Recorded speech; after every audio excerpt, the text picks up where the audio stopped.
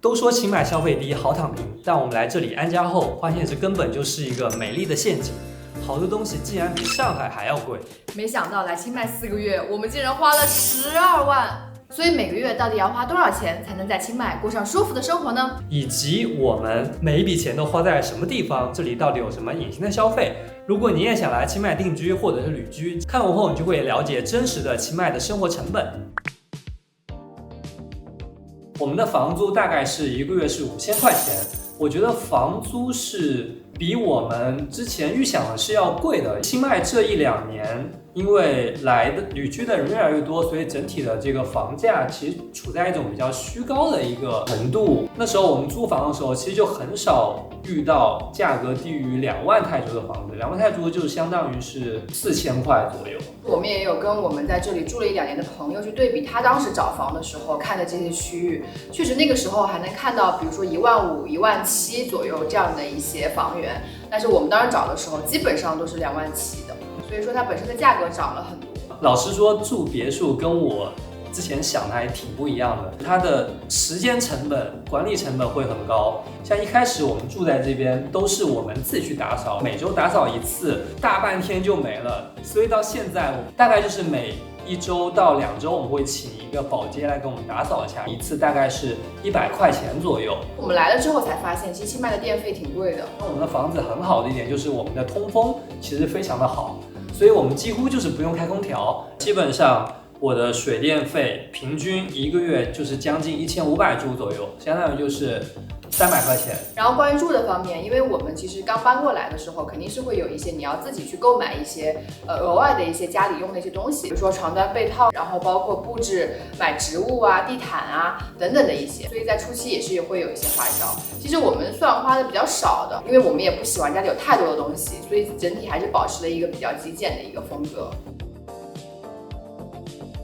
我觉得清迈很大的一个问题，它就是没有公共交通，所以你肯定是要有一个自己的摩托车或者是车子。是买了一个在清迈这边非常常见的一个牌子的车子，价格也不是很贵，大概是只花了4万块钱。但是清迈这边车子，如果你把同样车子跟国内去比的话，它的价格其实是比国内要贵的。之前我们其实也没有开车习惯，所以买了车之后呢，就会发现其实车子还会有很多别的消费，比如说我们买保险，保险费1年大概也要1000多，还有就是油费。之前租摩托车的时候，1个月充满200差不多的，但是有了车以后呢，1个月的油费可能要将近1000块钱，而且就是这边的打车费，说实话也不便宜。比如说打出租车，基本上单程就是要20块钱左右，你来回一趟就要40多。最便宜的是打摩的，现在如果是我一个人出门，我就会打摩的，因为摩的来回可能也就20，而且我说的还是没有那么远的距离哦。如果是去更远的地方，那可能连车都打不到。所以这为什么在这边基本上就是车子是一定要考虑的事情。其实我觉得这个花销是你来旅居是差不多的，因为来这边我们最开始租个摩托1个月也是差不多600块钱，对吧？然后再加上些油费嘛，对，所以大几百到1000块是肯定是要的。车子跟房子就是我们所有花销里面最大的一部分，基本上占了我们12万里面的一大半，总共花了7万多。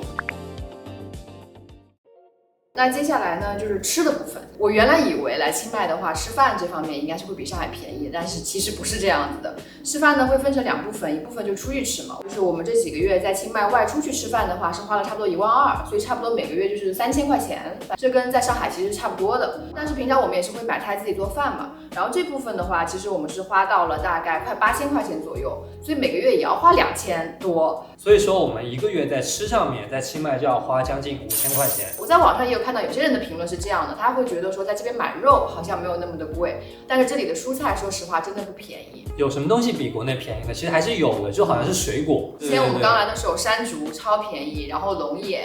然后后来是榴莲季，就是不同的水果季确实很便宜。我很喜欢去买椰子，就买一大袋的椰子，里面大概有10个，只要180泰铢，相当于每一个就只有3、4块钱。还有一个是比上海要多出来的，就是出去喝咖啡。这个点我觉得是清迈这边很容易去花钱的一个点，因为它这边好看的咖啡厅实在是太多了。我也是没想到我会在咖啡上花这么多钱，因为最早的想法就是在家里面办公嘛，但实际上在家里面待久，你会发现在家里的工作效率其实不太高，所以去咖啡厅基本上就变成了刚需。平均一杯咖啡10块到20，它不像之前在上海，你可能出去喝一个就要30-40块，而且因为他们的每个咖啡厅都很有特色，就很想去不同的地方看一看。这部分的钱就是算是我觉得清迈特色的一个消费吧。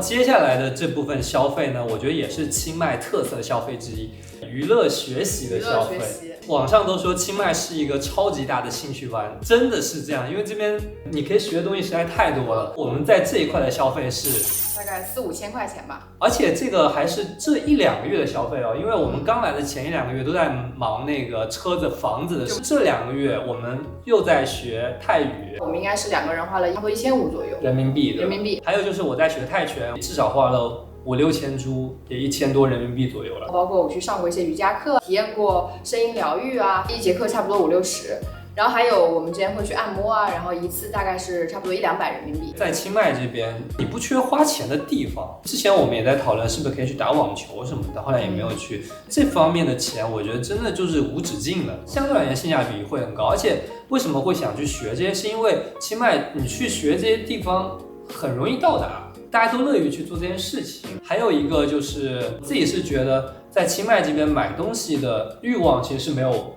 上海高的。虽然说我们也有网购，但是它网购没有国内那么的方便。但是我自己也是会有去买一些衣服啊什么的，因为我觉得在清迈这边也是会有一些小店，它其实审美都是挺好的，大概也花了1000多块吧。我觉得如果你喜欢买东西的话，其实在这边有很多东西，我猜你也是很会想买的。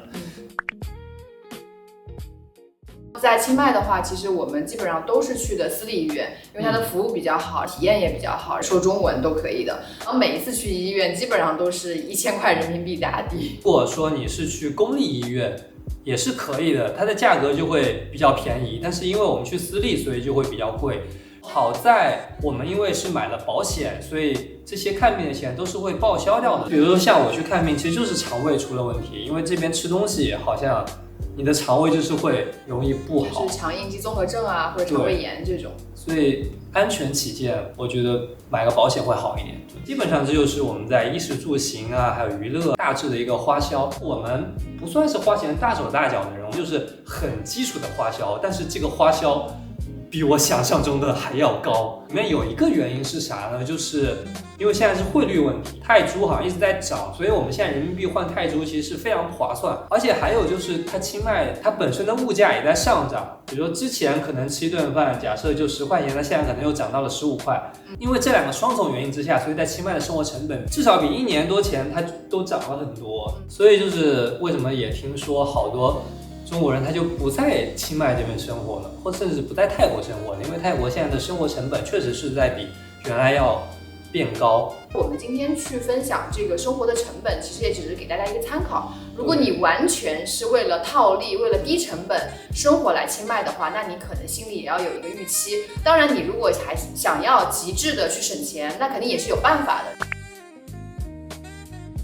分享几个省钱 tips， 第一个就是一定要买好保险，保险真的太重要了，看病什么都需要。第2个 tips 就是说可以去善用这里的一个二手的一个氛围。首先这里有很多的二手店，什么日本二手仓。其次就是说可以在 Facebook Marketplace 里，很多人都会在那边卖二手。在我们国内的这个社交媒体平台，大家也会去 po 自己就是说有一些二手东西要卖，然后它的价格肯定是非常便宜的。因为清迈就是人来人往的一个地方，很多人来旅居，然后又搬走，所以说这种物品的流动性其实还挺大的。来的时候你可以去买二手，你走的时候也可以把它卖掉。还有一点就是有些咖啡厅或者是有一些市集，它本地人去的是非常多的，那里面一般来说消费就会比较低一点。你可以去找一找你家附近有没有那种本地人去的多的地方。那总体这4个月在清迈的生活，你觉得如何呢？如果满分是10分，你会打几分呢？7分吧，没有那么的好，但是也不差。如果大家想来清迈生活，那我希望这期视频对你们会有帮助。你还对于清迈的生活或者我们的旅居生活有什么好奇的一些话题，也可以给我们留言，然后也可以分享给大家。那我们这期视频就这样了，我们下期视频再见，拜拜拜。